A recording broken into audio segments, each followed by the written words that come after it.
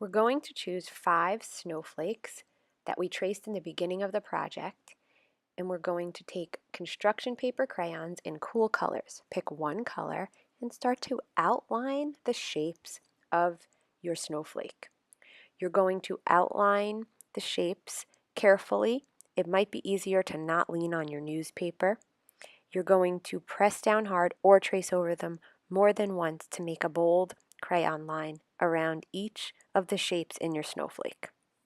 When you're finished with your crayon, you'll get something to lean on, newspaper, messy mat, not a paper towel, and you will begin to color in around the outside edges with regular Crayola, cool colored markers.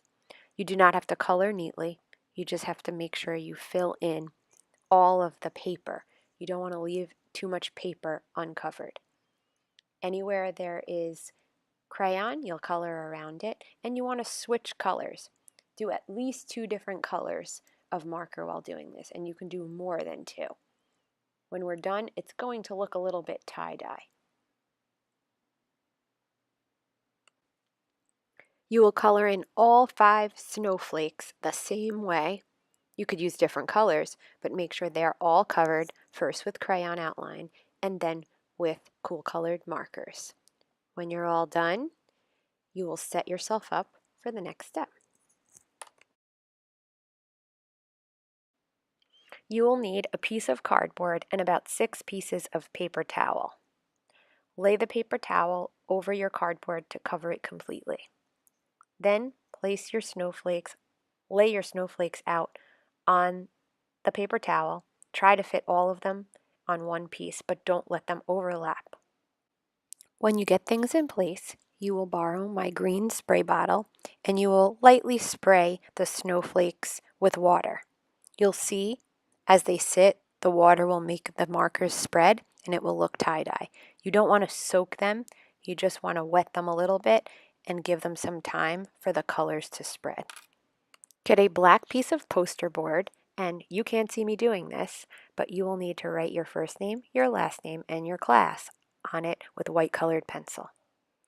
Flip it over and then choose a colored piece of paper that you would like to frame your artwork. You do not need to have your snowflakes on top of your colored paper. Mine just happened to be there, so I pulled it over, and I'm now centering my colored paper on top of my black paper.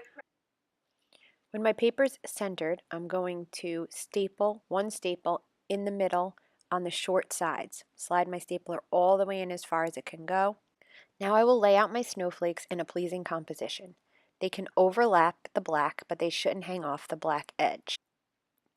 When you get them in a position that you like, you can lay your art project on top of your paper to see if you like the way it looks. If you're happy with the way that it looks, you can start to glue. You will glue with a glue stick. You only need to glue around the inside in the very middle, and then around the edges, around the outside edges. You don't need a lot of glue, just a little bit. When you're finished gluing, put your glue stick away and lay your paper back onto your frame.